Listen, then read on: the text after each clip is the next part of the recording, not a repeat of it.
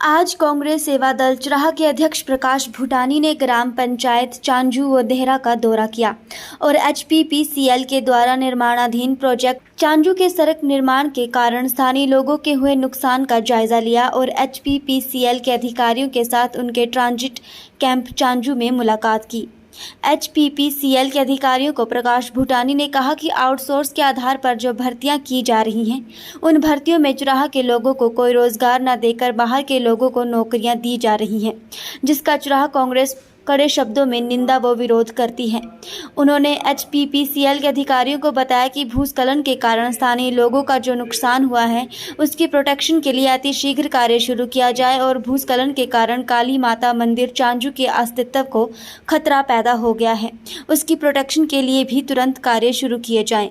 इसके अतिरिक्त उन्होंने कहा कि जिन लोगों का परियोजना निर्माण के कारण नुकसान हुआ है, उन लोगों के परिवारों को इस प्रोजेक्ट में अतिशीघ्र नौकरियां दी जाएं।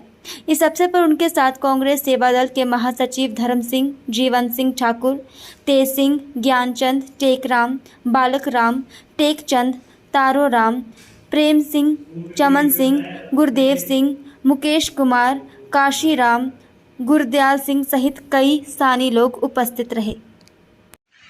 नमस्कार साथियों, आज हमने ग्राम पंचायत देहरा व ग्राम पंचायत चांजू का स्थानीय लोगों के साथ भ्रमण किया। पिछले दिनों हमारे ध्यान में स्थानीय लोगों के द्वारा एक बात लाई गई थी, जिसमें स्थानीय जनता के द्वारा हमें बताया गया कि हिमाचल प्रदेश पावर कॉरपोरेशन के द्वारा चांजू 3 प्रोजेक्ट के निर्माण कार्य के लिए जो सड़क बनाई गई थी, करीब 8 महीने इस सड़क के बनने के बाद इस सड़क में किसी प्रकार का कोई प्रोटेक्शन का कार्य नहीं हुआ।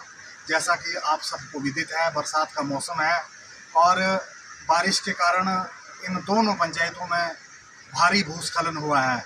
भूस्खलन के कारण जहां स्थानीय लोगों की कृषि योग्य भूमि नष्ट हो गई, फसलें मक्की मटर नष्ट हो गए, विभिन्न गांवों को खतरा पैदा हो गया।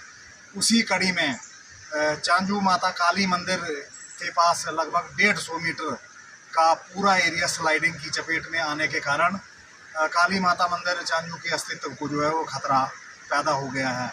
इस संबंध में हमने आज एचपीपीसीएल के यहाँ एक्सिन साहब के साथ भी विचार विमर्श किया हुआ है और इसके साथ एक अन्य इशू था जो था नियुक्तियों के संबंध में।